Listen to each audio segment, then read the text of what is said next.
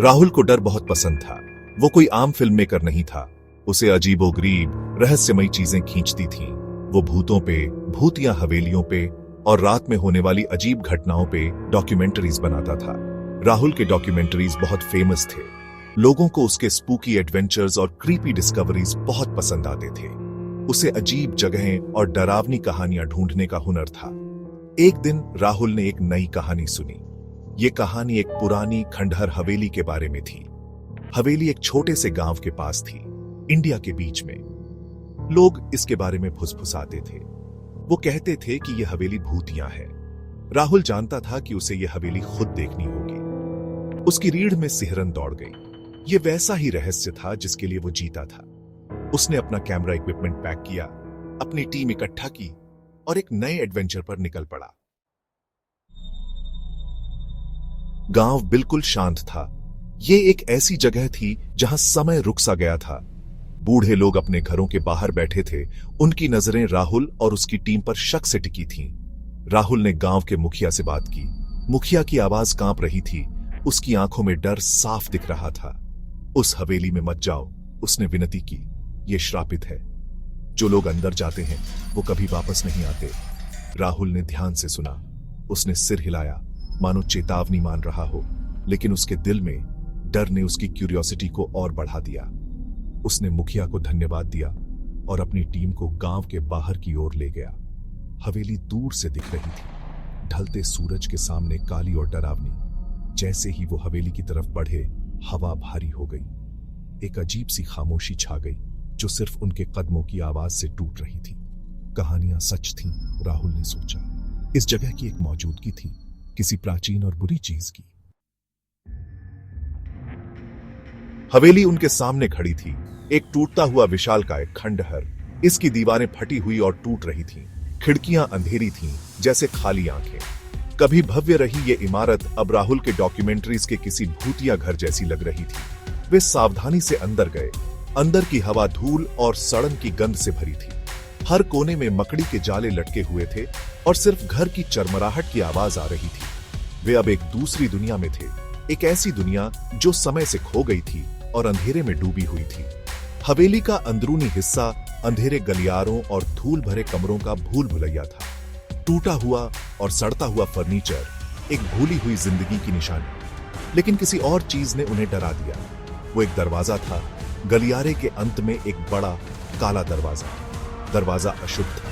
यह गहरे भारी लकड़ी का बना था और उस पर अजीबोगरीब निशान बने हुए थे। खून जैसे दाग इसकी सतह पर थे। हवेली के अंधेरे अतीत की एक भयानक याद। राहुल और उसकी टीम ने अपना इक्विपमेंट लगाया। उनके पास कैमरास, माइक्रोफोन्स और हर तरह के गैजेट्स थे, किसी भी पैरानॉर्मल एक्टिविटी को कैद करने के लिए। वे रात भर काम करते रहे। उनकी फुसफुसाहटें खामोश हवेली में गूंजती रहीं। गांव वालों ने उन्हें दरवाजे के बारे में बताया था। उन्होंने कहा कि यह हर रात 3 बजे खुलता है। उन्होंने कहा कि यह किसी बुरी चीज का पोर्टल है। जैसे जैसे घड़ी 3 बजे के करीब आती गई, हवेली का माहौल भारी होता गया। गलियारों में ठंडी हवा चलने लगी और दीवारों से अजीब फुसफुसाहटें आने लगी। फिर ठीक 3 बजे ऐसा हुआ। काला दरवाजा चरमराकर खुल गया, धीरे धीरे और जानबूझकर, मानो कोई अनदेखी ताकत उन्हें अंदर बुला रही हो। खुले दरवाजे से बर्फीली हवा का एक झोंका आया। अजीब फुसफुसाहटें तेज हो गईं। खून जमा देने वाली चीखों में बदल गईं, जो हवेली में गूंज उठीं। राहुल की रीढ़ में सिहरन दौड़ गई। उसकी क्यूरियोसिटी उसके डर पर हावी हो गई। उसे देखना था कि उस दरवाजे के दूसरी तरफ क्या है। उसने अपना कैमरा पकड़ा। उसका दिल जोरों से धड़क रहा था। राहुल, नहीं, उसकी टीम के सदस्यों ने चिल्लाकर कहा। यह बहुत खतरनाक है। लेकिन राहुल आगे बढ़ ही चुका था। वह दहलीज पार कर गया, अंधेरे में गायब हो गया। उसके पीछे दरवाजा एक बहरे धमाके के साथ बंद हो गया। गलियारे को फिर से सन्नाटे में डुबो दिया। टीम डर के मारे पीछे हट गई। दरवाजा कसकर बंद था। उन्होंने दरवाजे पर जोर से पीटा। उनकी चीखें खाली गलियारे में गूंज उठी, लेकिन कोई जवाब नहीं आया। सिर्फ एक भयानक सन्नाटा छाया रहा। घबराहट होने लगी। उन्होंने दरवाजा खोलने की कोशिश की, लेकिन वह नहीं खुला। ऐसा लग रहा था जैसे हवेली खुद उसे बंद रखे हुए थी, राहुल को अंदर फंसाए हुए थी। उन्होंने गलियारे में बेतहाशा खोजबीन की। आखिरकार उन्हें दीवार में एक ढीली ईंट मिली। इसके पीछे एक छोटा सा डिब्बा था। अंदर एक धूल भरी चमड़े की बंधी हुई डायरी पड़ी थी। कांपते हाथों से उन्होंने उसे खोला। डायरी के पीले पन्नों में काले दरवाजे और अंदर जाने वालों के भाग्य का भयानक सच छुपा था। डायरी उस आदमी की थी जो सदियों पहले हवेली में रहता था। उसने एक दुष्ट शक्ति, एक राक्षस के बारे में लिखा था जो काले दरवाजे के पीछे रहता था। राक्षस, उसने लिखा, आत्माओं का भूखा था। वह 3 बजे दरवाजा खोलता था, नए शिकार ढूंढता था जिन्हें अपने चंगुल में फंसा सके। जो लोग अंदर गए थे उन्हें फिर कभी नहीं देखा गया। उनकी आत्माएं हमेशा के लिए राक्षस के कब्जे में फंस गईं। राहुल सीधा राक्षस के जाल में चला गया था। आखिरी कुछ शब्दों को पढ़कर टीम का खून जम गया। डायरी की आखिरी लाइन उनके दिमाग में गूंजती रही, राक्षस अपने शिकार का रूप धारण कर लेता है। उसकी बुराई की एक भयानक निशानी। उन्हें राहुल को वापस लाना था, लेकिन वे एक ऐसी शक्ति से कैसे लड़ सकते थे जो आत्माओं को निगल जाती थी। डायरी ने कोई हल नहीं बताया, सिर्फ उस रसातल की एक भयानक झलक दिखाई जो उन लोगों का इंतजार करती थी जो राक्षस के रास्ते को पार करते थे। टीम बेसब्री से 3 बजे का इंतजार कर रही थी। वे एक साथ बैठे थे। उनके चेहरे डर से पीले पड़ गए थे। पुरानी डायरी को जीवन रेखा की तरह पकड़े हुए थे। हवेली उनके चारों ओर कराह रही थी।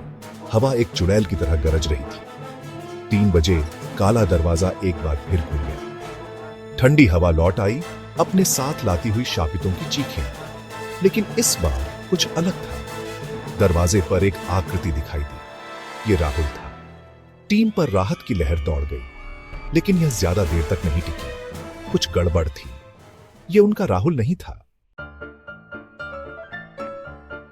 दरवाजे पर खड़ी आकृति ने एक कदम आगे बढ़ाया, परछाइयों से बाहर निकलकर। टीम ने हाँफते हुए सांस ली। यह बिल्कुल राहुल जैसा दिख रहा था। वही कपड़े, वही चेहरा, सब कुछ वही। लेकिन आंखें अलग थीं। वे ठंडी, खाली, किसी भी जीवन या पहचान से रहित थीं। आकृति के होठों पर एक क्रूर मुस्कान खेल रही थी, जिससे उनकी रीढ़ में सिहरन दौड़ गई। यह उनका दोस्त नहीं था, यह कुछ और था, कुछ भयावह। राहुल की खाल को नकाब की तरह पहने हुए। राहुल, टीम के एक सदस्य ने फुसफुसाते हुए कहा। उसकी आवाज कांप रही थी। दरवाजे पर खड़ी आकृति ने अपना सिर झुकाया। क्रूर मुस्कान चौड़ी हो गई। उसने अपना मुंह खोला और एक ऐसी आवाज में जिसने उनकी रूह को कंपा दिया, उसने जवाब दिया, राहुल चला गया, मैं अंधेरा हूं। और अब वह रुका। उसकी ठंडी मृत आंखें उनमें से हर एक पर टिकी हुई थीं। तुम मेरे हो।